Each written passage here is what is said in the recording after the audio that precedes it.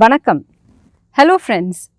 The Indus people must have indulged in music and dance that must have formed a very integral part of their culture, as evidenced by the statues of the dancing girl and dancing male found in the Harappan Valley. Sir John Marshall, upon looking at these statues, exclaimed, "When I first saw them, I found it very hard to believe that they could be prehistoric. They seemed so completely to upset all established ideas about early art. Modeling such as this was unknown in the ancient world. The petite dancing girl, made of bronze, redstone and steatite, is just about 10.5 by 2.5 centimeters, and establishing the sound knowledge of metallurgy as well as the artistry of the ancients. Looking at her, we immediately recognize her vangi, her bracelets, her cowrie shell necklace. Now look at the figurine from the rear. The beautifully coiffured hairstyle, which doesn't look all that familiar to us. To make the correlate, we have to go to Sangam literature. In the Sirubanatru Padai, by the poet Idaikali Nattu Nallur Nattattanar, there is a beautiful line that describes the hairstyle of the Viraliyar, the dancing maidens, which goes thus: "Aidhu veer ihupeyal அழகு கொண்டருளி நெய் கனிந்து இருளிய கதுப்பின் மால்வரை ஒழுகிய வாழை வாழை பூயென பொலிந்த ஓதி." Her beautiful long black tresses, shining and oily, are falling behind her as if the rains were pouring from a dark low-hanging cloud, and this she has made into a beautiful hairstyle that resembles an open banana flower. Now those of us who are familiar with the Vazhaippoo can immediately make this connect. Going now to the male dancer, the less popular of the two, of course found in a very broken condition, made of stone. Again, Sir John Marshall remarks that that kind of a stone itself not available in the Harappan Valley, marble, should have been brought from very far off. And going to the technique that was used to manufacture this small statue, socket holes were made in the neck and shoulders for the attachment of the arms and head. The nipples were made separately and stuck with plaster. The figure of a dancer standing on his right leg with the body from the waist upwards bent well round to the left, both arms thrown out in the same direction, and the left leg raised high in front. Although its contours are soft and effeminate, the figure is that of a male dancer, and it seems that it was ithyphallic since the membrum virile was made in a separate piece. I infer too from the abnormal thickness of the neck that the dancer was three-headed, or at any rate three-faced, and I conjecture that he may represent the youthful Sivanadaraja. Look at these conjunctural sketches made by J. M. Kenoyer, who came later, as if giving imagery to the vision of Sir John Marshall. Well, is it that Sivanadaraja? We don't know, but it is definitely a dancing male. We again have to remember what Wendy Doninger warned us about, using later symbolification of iconography to describe something that was found much ahead of its time. The Tamil people were also very big in music and dance, as shown by Tolgapiyam in the Purathineyiyal, where Tolgapiyar gives this Noorpa to describe Aatrupadai, one of the kinds of small literatures that show a bard or a dancing maiden who has received a generous gift from a patron, looking at those impoverished like them and guiding them to go to that patron. Kootarum Panarum Porunarum Viraliyum Aatidai Kaatchi Uralat Thondri Petta Peruvalam Perarku Arivuriyi Sendru Payan Edirat Chonna Pakkamum. We know that Tolgapiyam time-wise precedes the Sangam literary works, and given the fact that Tolgapiyar should have observed and captured the practices of an evolved civilization that existed hundreds of years before him, this indeed is steeped in antiquity. A song in Ahananuru goes, "Innisai iyathin karangum, kalmisai aruviya kaadu." The waterfalls falling from above the high mountains, the noise that it makes resembles that of the sound made by many musical instruments. Thus, the Tamil people saw music in everything around them, not only in nature but even in death. Enjiyor Marangi, Imam Satri, Nenju Nadunguruvum Neidalosayum goes a line in Manimehalai, one of the twin epics, the other being Silapadiharam, which is dated to the post-Sangam period, maybe the 4th or 5th century CE. And here, Neidal Parai is the Saapparai, the literal region's death drum, which is also associated with the Lord Siva, as he is Kootruvan, the god of death, and Kootan, the god of dance.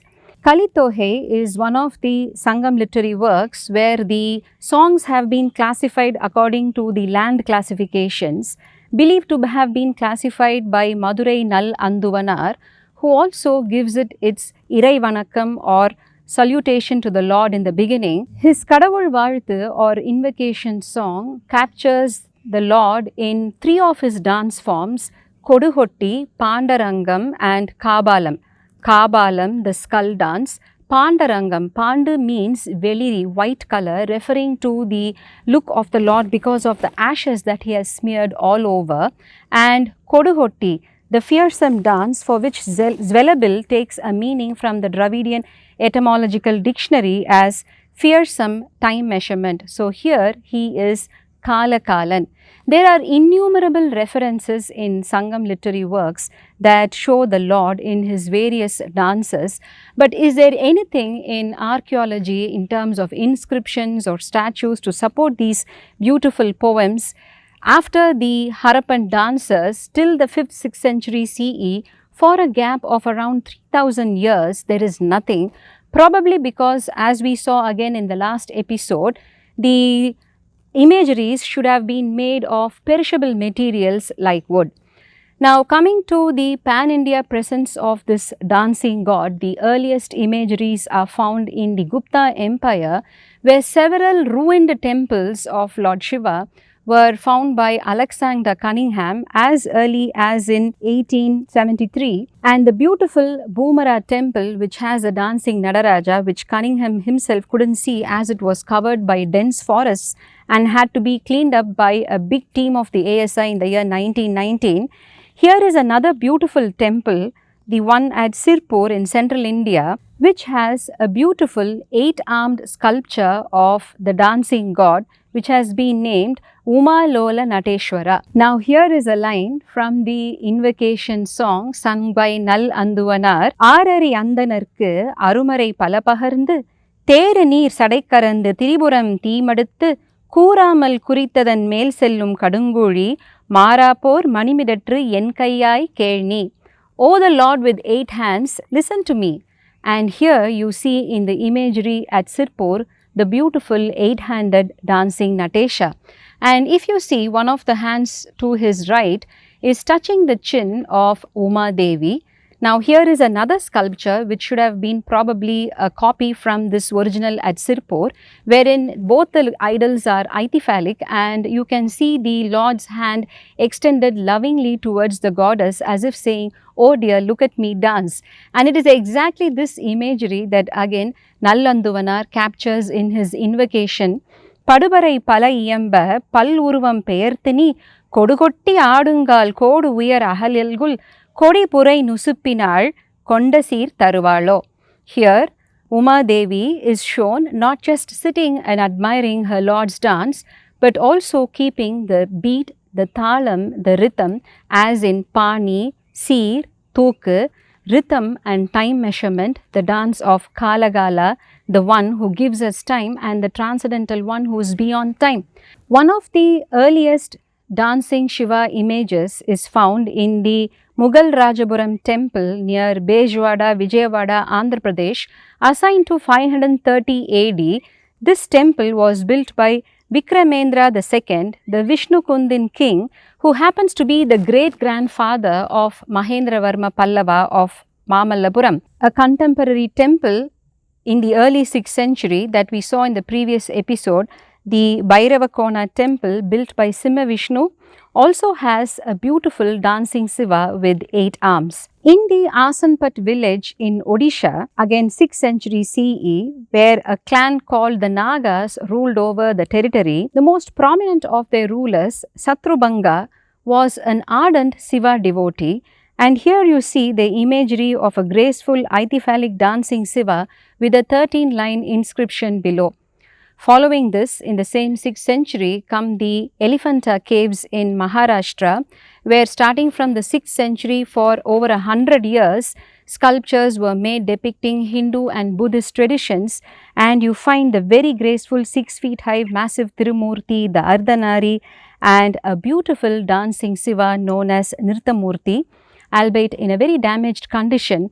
When the Portuguese arrived here and made it an island station, they used these idols for target practice. Well, the Elephanta caves nevertheless are seen as an extension of the influence of Gupta art. The Vakataka dynasty in central India were contemporaries of the Guptas, and they commissioned the fabulous Ajanta and Ellora caves. And in the Ellora caves in the Kailashanada temple, you find several beautiful dancing images of the Lord. And here is one particular image. Look at the left hand with a finger that is held aloft, holding the drum, which is called Tudi in Tamil, the drum of creation. To understand this iconography, we have to go to Paditru where again in the invocatory song, the Kadavul Valthu, there is a very beautiful line, Nunnur Sirathai Irattum Viralan. Here is the Lord holding his Tudi with a string, and his finger is ready to tap it at any time. What happens when he taps it? The rhythm of the universe is created. The Chalukyan dynasty, who built several temples at about the same time in the latter half of the 6th century AD, the temple at Badami, which we saw in the previous episode, has a beautiful 18-handed dancing Shiva. All the early stone sculptures that we see in these temples follow the rhombus pose or Chadura Dandava with 18 or 16 hands, and it is not before the time of Mahendravarma Pallava I that we come across the first stone image with the Lord dancing with his left foot aloft. The Dance of Shiva, the cult essay published by Ananda Kumarasamy in the year 1912, created a frenzy of interest in the dancing Shiva, not only amidst the academicians, art historians and archaeologists, but even amidst physicists and nuclear specialists, as we will see in detail in the next episode. And one of the scholars influenced by him is Dr. Corinna Wessels-Mewison of the University of Cologne, Germany, who in her research paper, The Early Image of Sivanadaraja Aspects of Time and Space, makes a very interesting distinction between Nadesa and Nadaraja, both names found in the 12th century Chidambara Mahatmyam. Just for the convenience of scholars to understand, she says, those of the images of the dancing Lord in the rhombus position are Natesa. The moment he lifts his left leg, he becomes Nadaraja, the dancing one. So here is the beautiful sculpture in Siyamangalam in Vandavasi district in the Tiruvannamalai district, where you see the Lord with his lifted leg, not yet the Chidambaram Nadaraja, but a precursor. And after Mahendravarma Pallava comes his son Narasimhavarma Pallava, who around 642 AD defeated the Chalukyas and avenged the defeat that his father suffered 25 years before at the hand of Pulikesi. But he was also greatly taken by the art and architecture of the Chalukyas. Following him, Narasimhavarma Pallava II built the beautiful Kanjipuram Kailasanada temple in 685 AD. A foundational inscription in the temple claims how he was an ardent devotee of the Lord and a follower of the Saiva Siddhanta Agamic traditions. The west-facing sculptural wall has the dancing Shiva in Sandhya Tandavam and Urdhva Tandavam. Tandavam, the Puranic tradition claims that the word comes from the Tandu Muni, who observed and classified the dances of the Lord, but Kamil Zwelabel clearly points out, using the help of the Dravidian etymological dictionary, that the root word for Tandavam is simply Tandu, which in Tamil means to leap, to jump, and hence is very much a Tamil word. as is our Adavallan. In correlating the developments in iconography with contemporary literature, Dr. Mevison suggests Karaikal Ammayar as the early source for the devotional cult of the dancing Shiva. Karaikal Ammayar, one of the 63 Nayanmars, ushered in the era of devotional love poetry, and her time is assigned to anywhere between 4th, 5th and 6th century CE. Well, the Arpuda Tiruvandadi describes the attributes of the dancing Lord in many wonderful verses, but here it is very clear that Dr. Mevison has not read Sangam literature. Dr. Mevison, who sees a 9th century Nadaraja, has this statement to make: I consider it improbable that Hindu religious art, especially at this particular stage, would have produced a form as complex as a deity performing 5 activities simultaneously. Then she casually describes how Adavallan is the name assigned to this lord that somehow has not become as popular as Nadaraja. Pailirul Kadamarndadiya Adalan goes a verse in the invocatory song of the Sangam literary work Paditruppattu, which describes the Voolikuttu. The Voolikuttu is when everything comes back and rests in the Lord, and he is Adalan, where his dance again creates another universe. Now, this ideology was so ingrained in the psyche of the Tamil people that, by and far the Sangam literary works are secular in nature, and where they vary significantly from Vedic and Puranic literature is by the fact that they depict mundane things that we see around us. In the Kalitohai Neidal Kali, 33 exquisite poems are sung by Nal Anduvanar, Neidal, Irangalum, Irangal Nimittamum, where the hero has gone away and the heroine is pining for his return in the coastal littoral region. The songs are really heart-wrenching, and similes such as one describing the Voolikuttu itself are used in very casual manner to describe something more mundane. Here is a song of Nal Anduvanar: Tolvooli Tadumari Tohal Vendum Parvattal Palvayin Uirellam Padaithan Kan Perpan Pol Yel Uru Teru Kadirmayangi Tan Kadirmaya Nal Araneri Niriyi Ulagu Anda Arasan Pin Melliyan Paruvam Pol Mayanga Irul Talaivara Yelleikku Varambaya Idumbaikkur Marul Malai. The poems begin with Malai Ni, O evening, you are really torturing me. The sun is setting, everything is growing dark, and my hero hasn't returned. Here, the simile given: when one eon goes into the Lord, darkness prevails, and then the Lord creates another eon and all the life forms.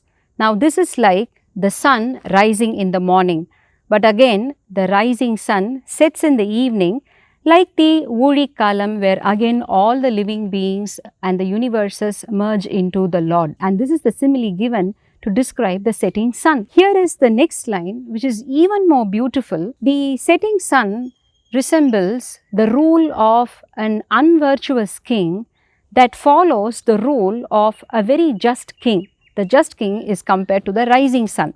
Such is the beauty of the verses in Kalitohai, which our generations are yet to enjoy. So, from here, in the next episode, we will see how Adavallan and Thillai became Nadaraja and Chidambaram. Vanakkam.